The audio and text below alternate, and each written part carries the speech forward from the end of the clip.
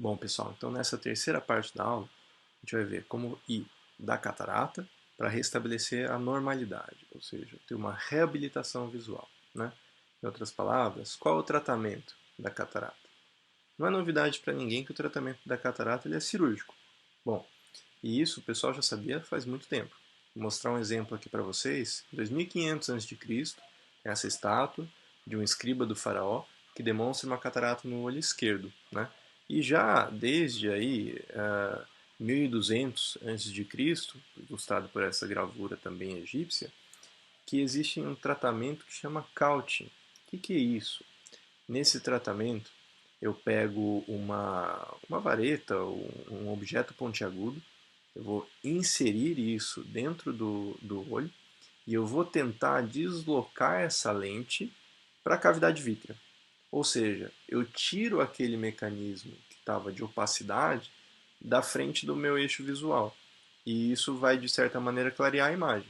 Mas eu fico com o problema de não ter foco. Ou seja, a qualidade visual que eu vou ter em decorrência disso é muito baixa. E aí você pensa que isso não é feito mais hoje em dia, né? Esse vídeo que eu estou mostrando para vocês mostra a realidade de alguns países aí na África, onde esse ainda é um procedimento feito.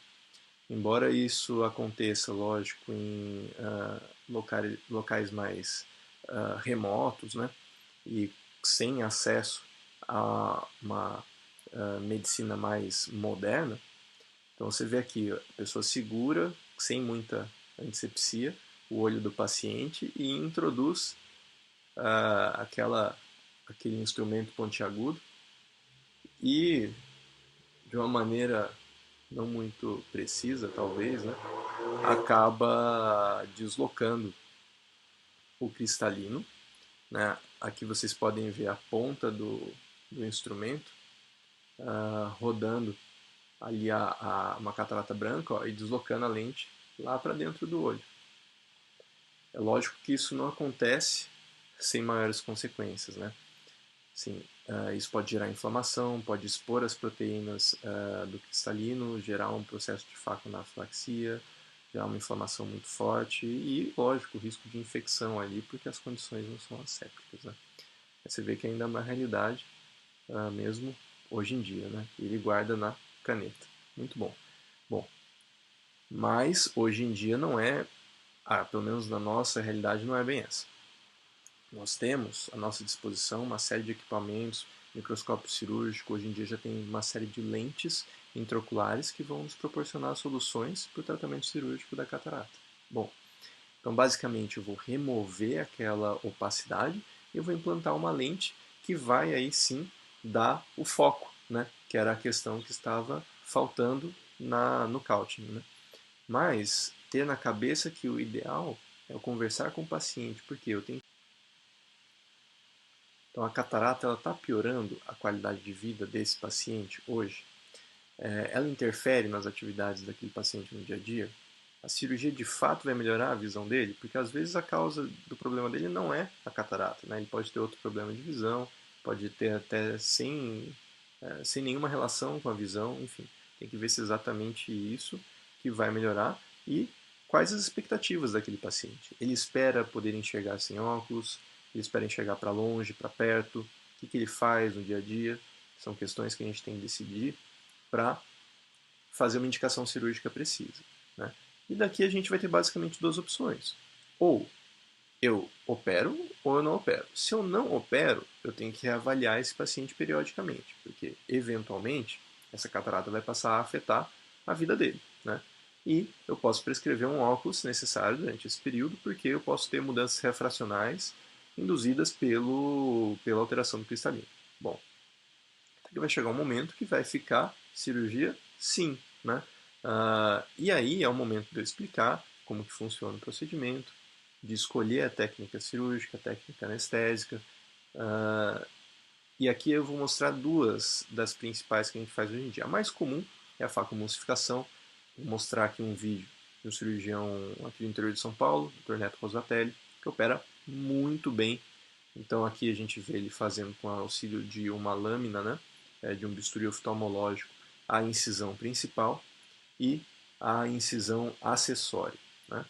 Aqui ele vai com um instrumento fazer a remoção, ou melhor, fazer uma abertura circular na cápsula anterior do cristalino, que é um movimento que a gente denomina capsulorhexis, tá?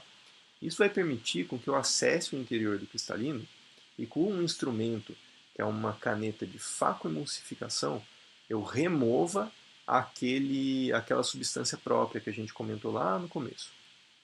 Então, essa é a caneta de facoemulsificação. Ela usa um conjunto aí de aspiração, irrigação e ultrassom para conseguir fazer com que esses fragmentos sejam emulsificados propriamente e aspirados para dentro daquele aparelho que é o facoemulsificador.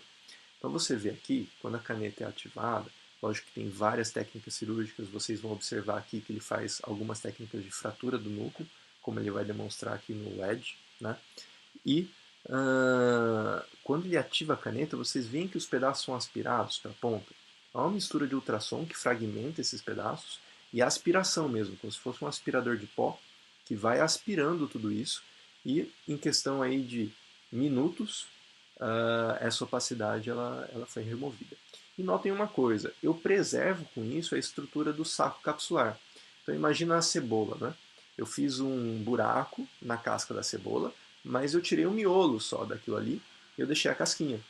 Então nesse saco capsular é onde eu vou implantar uma lente artificial, que é isso que ele está fazendo agora. Então essa é uma lente, o material varia, isso aqui é uma lente acrílica, monofocal. Hoje em dia já existem lentes multifocais também, e que isso aqui vai garantir a transparência e vai me dar o foco adequado para eu conseguir ter uma nitidez da imagem novamente. Então esse é o aspecto final de uma cirurgia de catarata. Vocês veem a lente bem posicionada, tudo perfeito. Tá legal? Vou mostrar agora uma segunda técnica, tá? Que é uma facectomia extracapsular. Qual que é a diferença nesse método?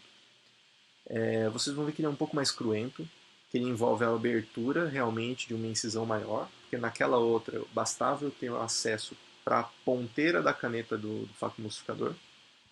E na facectomia extracapsular, que a gente chama de FEC, eu extraio o cristalino inteiro, a catarata inteira, né? Então eu tenho que ter uma incisão muito mais ampla. Lógico que a gente está falando aqui de incisões oftalmológicas, então, para vocês terem uma ideia, a incisão que a gente faz para uma ponteira de facoemulsificador gira em torno de 2,75 milímetros.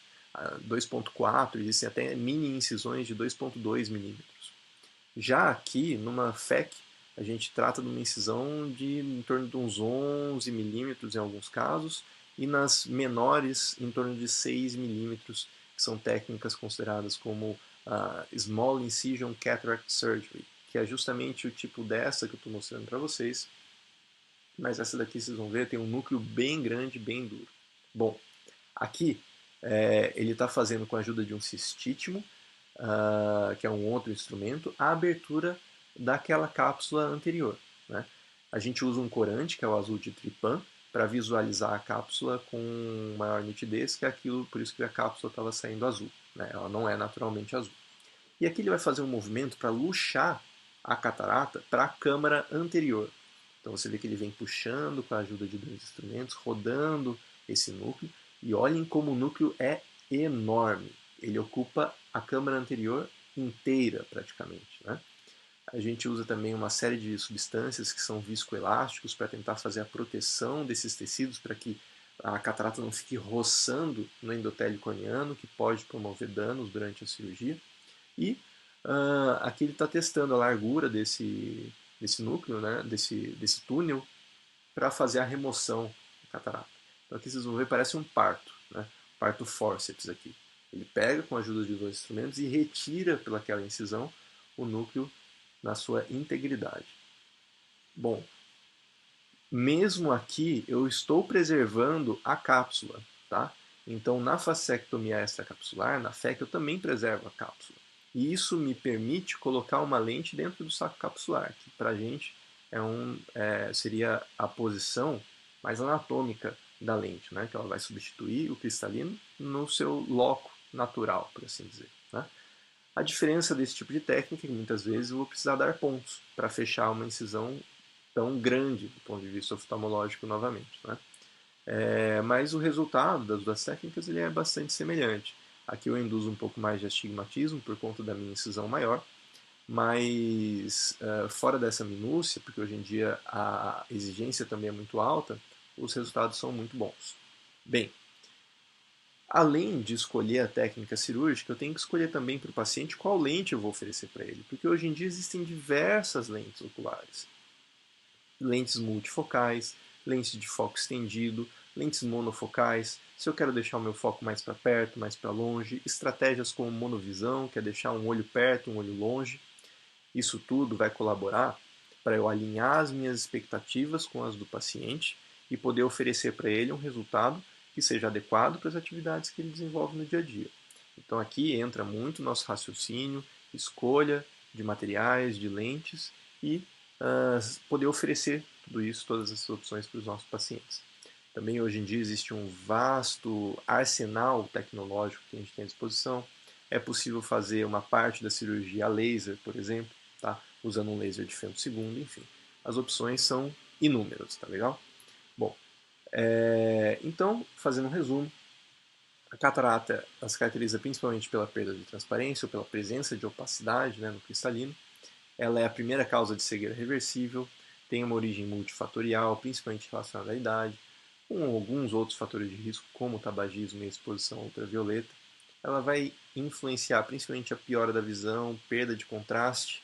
O diagnóstico é clínico, principalmente através da propedêutica armada com a lâmpada de fenda, através da qual eu também consigo classificar a catarata. E o tratamento é cirúrgico, como a gente acabou de comentar, que hoje em dia é uma cirurgia rápida, na maior parte das vezes, e muito, muito eficiente. Os resultados excelentes para os pacientes que sofrem com isso, mas infelizmente nem todos têm acesso, que a gente viu demonstrado naquele vídeo que o Cauchin persiste aí por mais de 4.000 anos, né, praticamente. Bom, pessoal, era isso que eu tinha para passar para vocês. Fico à disposição, esse é o meu e-mail, meu contato. Espero que vocês tenham aproveitado. Muito obrigado novamente à comissão organizadora e à sua atenção. Tchau, tchau, pessoal.